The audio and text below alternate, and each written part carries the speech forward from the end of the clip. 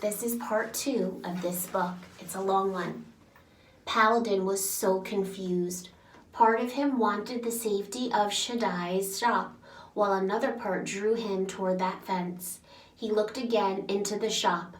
Shaddai was standing now, not moving, but standing, his large hand stretched out to the boy.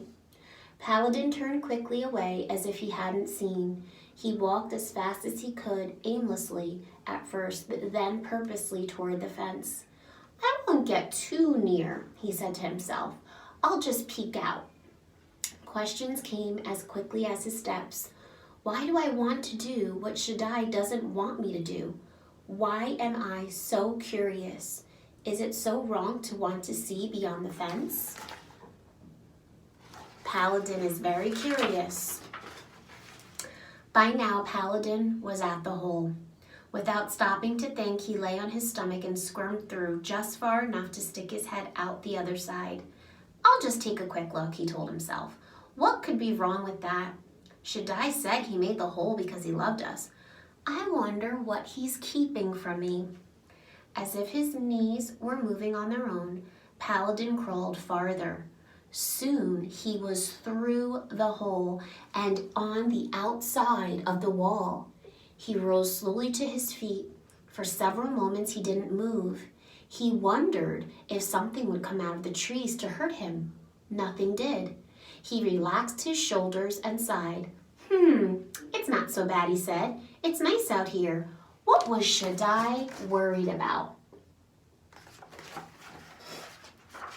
Paladin began walking into the forest. Twigs snapped beneath his bare feet. Sweet flowers scented the air. I don't see any scary creatures, he thought. The trees were so thick he could barely see the sky. Just a few steps into the woods, he said aloud, just to see what it's like. After a dozen more steps, he stopped. He liked the wilderness. Nothing to fear here. For the first time in his young life, he believed that Shaddai was wrong. Boys and girls, is God ever wrong?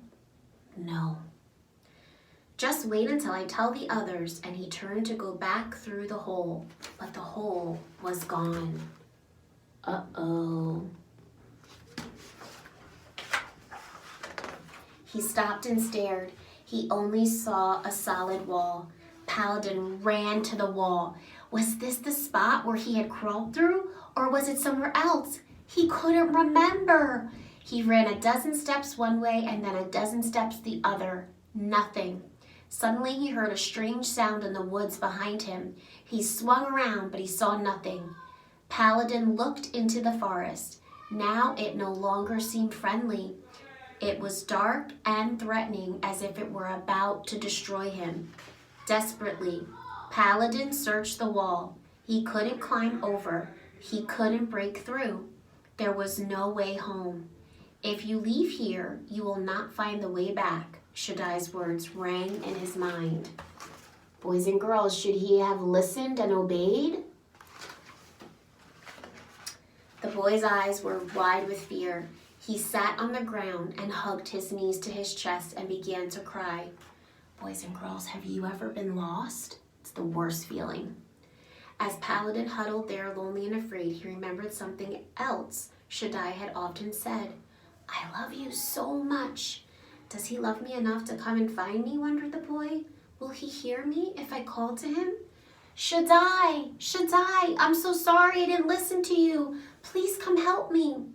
Paladin's plea had been heard by the one who loved him even before it was spoken. For as the boy left Shaddai's workshop, the maker had watched him as long as he could. When Paladin was out of sight, Shaddai turned, not to take up his work, but to remove his apron. He hung his tools on the wall, then he reached into the corner and took the staff, the one he carved after he finished the wall. So God knew there would be times we disobeyed and we would need his help. Even before Paladin had reached the wall, Shaddai had left the shop. Even before Paladin had asked for help, Shaddai was on the way to give it. Even before the hole in the wall had closed, Shaddai had opened another. His strong hands pulled away the rocks until he could see the forest. With his staff at his side, Shaddai crawled through the hole. He left the village he made and set out in search of his child. What was the name of this book? Oh, Because I Love You So Much. And see, the end of the story, he finds Paladin. Boys and girls, God loves us so much, doesn't he? This was a great book. I hope you all feel that love and know how much God loves you and how much your parents love you. Have a great night and a good sleep, and we'll see you tomorrow.